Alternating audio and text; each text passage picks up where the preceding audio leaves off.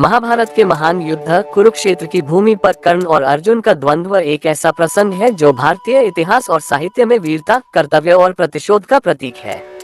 ये युद्ध केवल दो योद्धाओं का टकराव नहीं था, बल्कि यह धर्म और अधर्म के बीच का एक निर्णायक संग्राम था। कर्ण और अर्जुन। प्रारंभिक पृष्ठभूमि। कर्ण सूर्यपुत्र और कुंती का पहला पुत्र था, जिसे परिस्थितियोंवश कुंती को जन्म के तुरंत बाद त्यागना पड़ा। उनका पालन पोषण एक सारथी अदिति और उनकी पत्नी राधा ने किया। दूसरी ओर अर्जुन पांडवों में तीसरे थे और भगवान इंद्र के पुत्र माने जाते थे। अर्जुन को अपने गुरु द्रोणाचार्य से श्रेष्ठ धनुर्विद्या का ज्ञान मिला, जबकि कर्ण ने परशुराम से अपनी अद्वितीय शिक्षा प्राप्त की। कर्ण को समाज ने निम्न कुल का कहकर उपेक्षित किया, लेकिन उसके साहस और दृढ़ संकल्प ने उसे महान धनुर्धर बना दिया।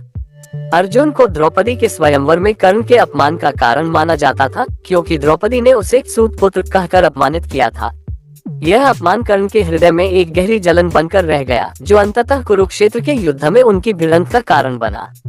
युद्ध की पृष्ठभूमि। कुरुक्षेत्र का युद्ध धर्मराज युधिष्ठिर और दुर्योधन के बीच हुआ, जहां कौरव और पांडव अपने अपने समर्थकों के साथ आमने सामने थे। कर्ण दुर्योधन का सबसे बड़ा सहायक था और उसने अपनी मित्रता निभाने के लिए अपना सब कुछ दांव पर लगा दिया। दूसरी ओर अर्जुन धर्म और न्याय के लिए लड़ रहे थे। कृष्ण उनके सारथी और मार्गदर्शक थे। युद्ध के 17वें दिन, जब दोनों सेनाएं थक चुकी थीं और हजारों योद्धा मारे जा चुके थे, तब कर्ण और अर्जुन के बीच का यह महान द्वंद्व हुआ।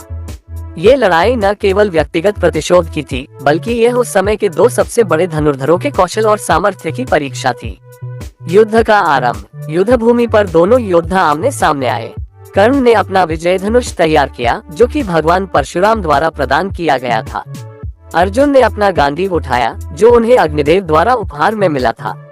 कृष्ण ने अर्जुन को प्रेरित किया और उसे अपना ध्यान केंद्रित रखने के लिए कहा।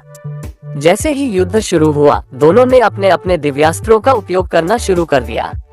कर्ण ने अपने शक्तिशाली नागास्त्र का उपयोग किया, जिसे अर्जुन ने श्री कृष्ण की सहायता से विफल कर दिया।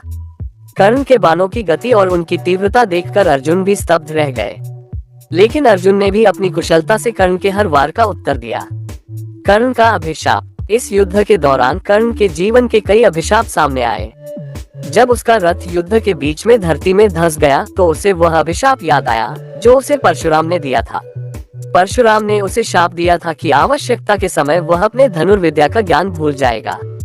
इसके अतिरिक्त ब्राह्मण के अभिशाप ने भी उसकी रक्षा के कवच और कुंडल को छीन लिया था, जो उसे अजेय बनाते थे। जब कर्ण ने कृष्ण से युद्ध रोकने का आग्रह किया ताकि वह अपना रथ ठीक कर सके, तो कृष्ण ने अर्जुन को आदेश दिया कि वह इस अवसर का लाभ उठाए। कृष्ण ने अर्जुन को याद दिलाया कि कर्ण ने भी अभिमन्यु को धोखे से मारा था, इसलिए यह धर्म का विरोध नहीं था। निर्णायक क्षण। जब कर्ण का रथ पूरी तरह से फंस गया और वह असहाय हो गया, तब अर्जुन ने कृष्ण की आज्ञा से अपना शक्तिशाली बाण चलाया। ये बाण कर्ण के सिर को धड़ से अलग कर गया।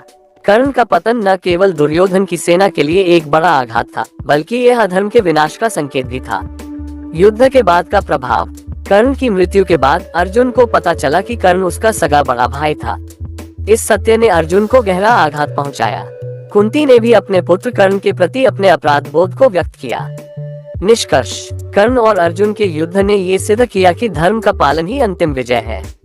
कर्ण, जो अपनी मित्रता और प्रतिज्ञा के लिए मरे, वीरता का प्रतीक थे। वहीं अर्जुन ने अपने कर्तव्य और धर्म का पालन कर महाभारत को एक निर्णायक अंत तक पहुंचाया।